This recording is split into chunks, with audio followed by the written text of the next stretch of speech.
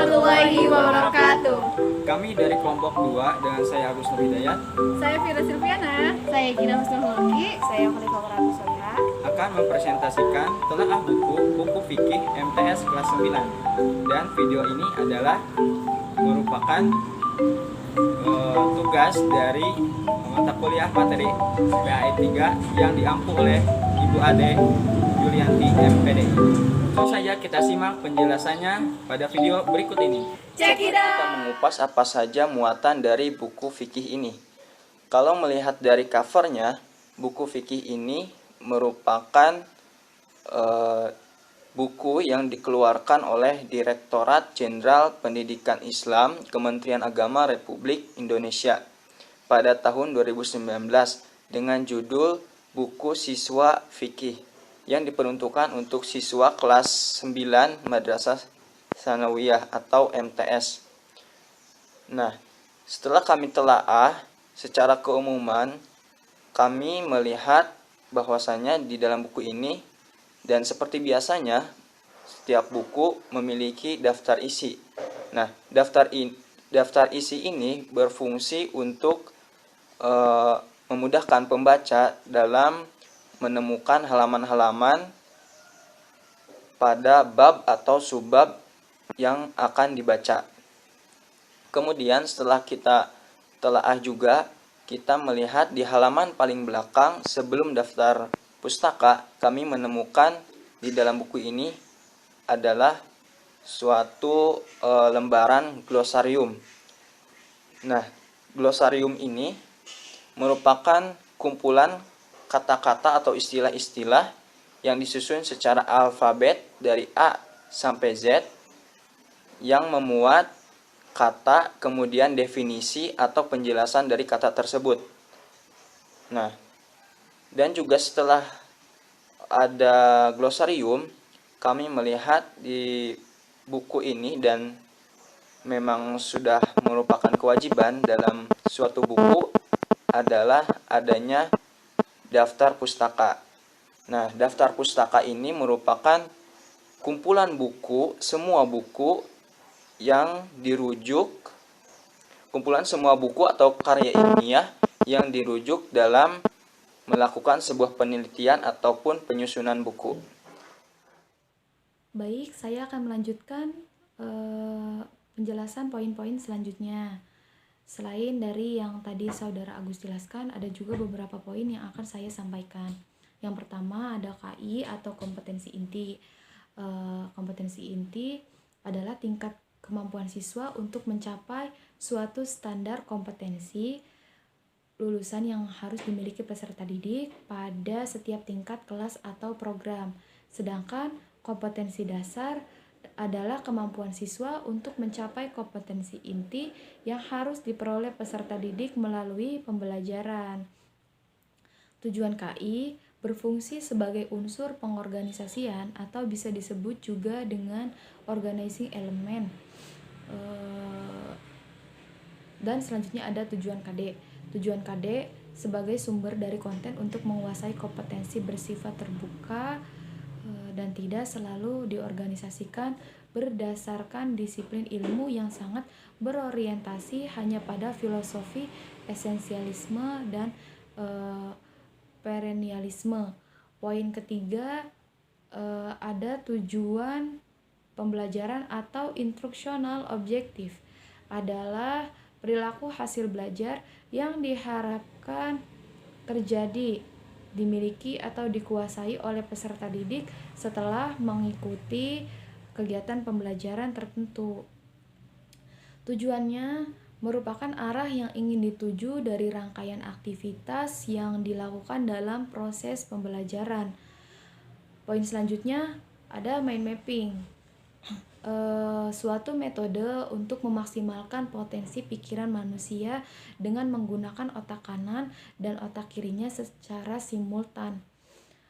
Metode ini diperkenalkan oleh Tony Buzan pada tahun 1974, seorang ahli pengembangan manusia dari Inggris.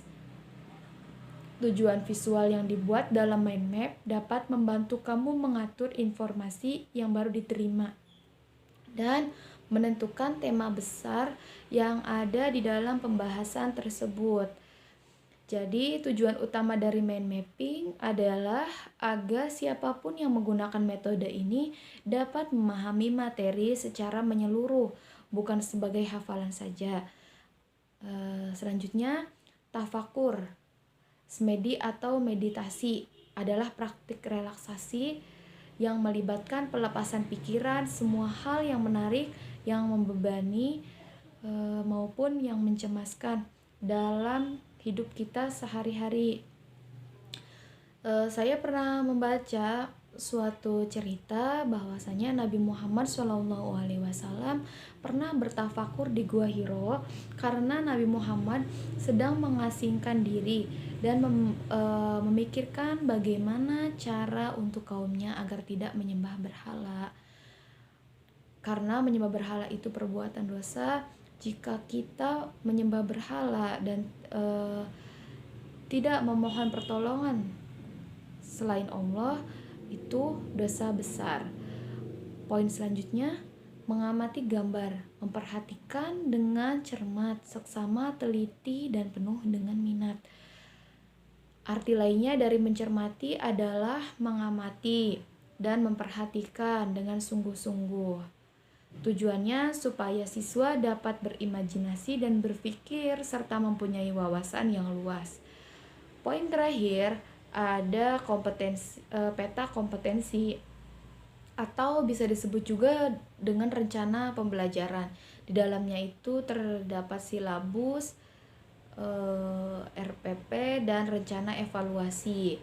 Tujuannya untuk mempermudah guru dan peserta didik dalam melakukan rekonstruksi kompetensi mata pelajaran atau mempermudah dalam proses pembelajaran tersebut. Mungkin sekian dari saya. Selanjutnya akan disampaikan oleh rekan saya. Lalu ada materi pokok. Materi pokok adalah pokok-pokok materi pembelajaran yang harus dipelajari siswa sebagai sarana pencapaian kompetensi. Materi-materi yang ada di dalamnya haruslah sejalan dengan konsep ilmu pendidikan.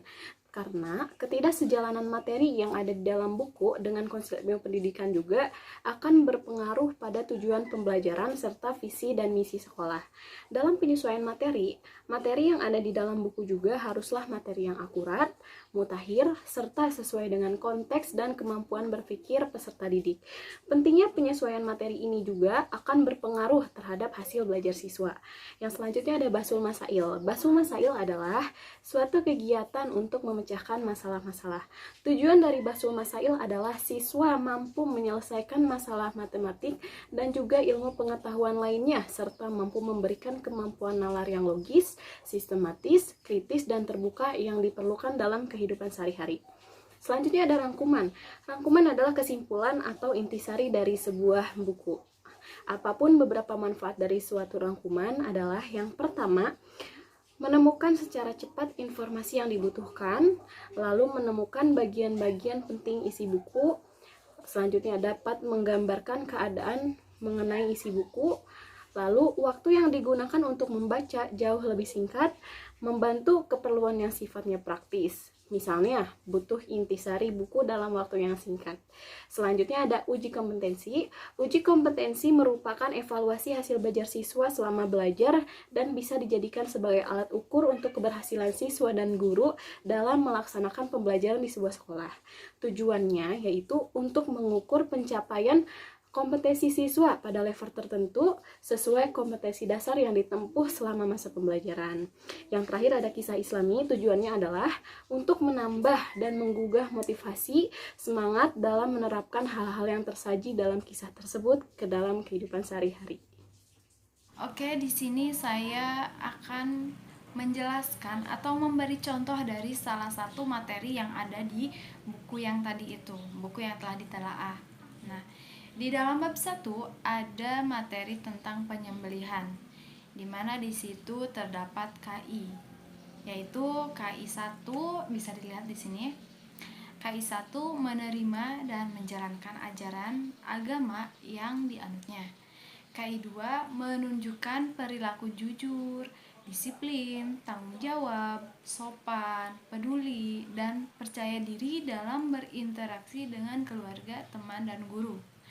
Nah, KI 3 memahami pengetahuan faktual dengan cara mengamati, mendengar, melihat, membaca, menanya berdasarkan rasa ingin tahu tentang dirinya, makhluk ciptaan Tuhan dan kegiatannya, dan benda-benda yang dijumpainya di rumah dan di sekolah.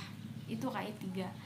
Kemudian ada KI 4, menyajikan pengetahuan faktual dalam bahasa yang jelas dan logis, dalam karya yang estetis, dengan gerakan-gerakan yang mencerminkan anak sehat, dan dalam tindakan yang mencerminkan perilaku anak beriman dan berakhlak mulia. Itu kompetensi inti. Nah, pada bab ini tak hanya ada kompetensi inti, namun kompetensi dasar juga ada. Di antaranya menghayati nilai-nilai dari ketentuan menyembelih binatang. Yang kedua, menjalankan sikap tanggung jawab dan berbuat baik sebagai implementasi dari pengamalan menerapkan menyembelih hewan kurban menurut syariat Islam. Nah, yang ketiga, menerapkan ketentuan penyembelihan binatang. Yang keempat, mempraktikkan penyembelihan binatang. Terus kemudian menerima perintah berkurban dan akikah. Kemudian menjalankan sikap tanggung jawab dan peduli serta rela berkorban. Selanjutnya, menganalisis ketentuan kurban dan akikah. Dan yang terakhir, kompetensi dasar yang terakhir itu menyajikan contoh tata cara pelaksanaan kurban dan akikah. Nah, contoh itu bisa dilihat atau dicontohkan melalui media video. Nah, atau media apa sih namanya? Dari boneka atau lain sebagainya. Masih banyak media-media yang dapat dipakai sebagai jalan untuk mencontohkan tata cara berkurban. Nah, pada bab ini atau materi penyembelihan ada juga tujuan pembelajaran. Yang pertama, menunjukkan penghayatan terhadap ketentuan penyembelihan binatang. Yang kedua, menunjukkan penerimaan terhadap perintah berkurban dan akikah. Yang ketiga, memiliki sikap menghargai nilai-nilai kasih sayang dalam penyembelihan binatang kurban. Nah, yang keempat, menjelaskan pengertian penyembelihan kurban dan akikah beserta dalil-dalilnya. Itu tujuannya. Kemudian ada lagi menjelaskan ketentuan dalam menyembelih binatang kurban dan akikah. Misalnya ketentuan umurnya berapa nih, terus binatang kurban yang seperti apa gitu, ketentuannya. Kemudian tujuan yang terakhir yaitu mempraktekkan cara menyembelih binatang kurban dan akikah dengan benar. Nah, di materi ini sudah ada cara-cara atau syarat-syarat dan rukun-rukun terhadap penyembelihan kurban. Bisa langsung dipraktekkan dengan media boneka, bisa gitu. Nah, kemudian di sini bisa dilihat ada gambar-gambar hewan kurban. Peserta didik bisa mengamati, menanggapi apa maksud dari gambar ini, terus hewan apa yang ada di sini, kira-kira umurnya berapa, terus ini merupakan cara penyembelihan yang benar atau salah, begitu. Itu gunanya dari gambar ya, begitu. Jadi peserta didik bisa merealisasikan atau berpendapat tentang materi yang akan dipelajari melalui gambar yang telah disediakan gitu.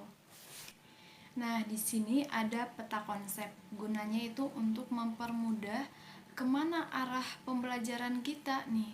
Jadi mau apa saja yang akan dibahas, Nah, di sini ada materi penyembelihan, materi akikah, dan materi kurban. Di situ terdapat yang akan dipelajarinya itu pengertiannya, syarat dan rukun, terus hikmahnya, ada juga alat yang tepat untuk menyembelih si hewan itu, kemudian ketentuan waktu. Nah, di sini di peta konsep sudah dijabarkan.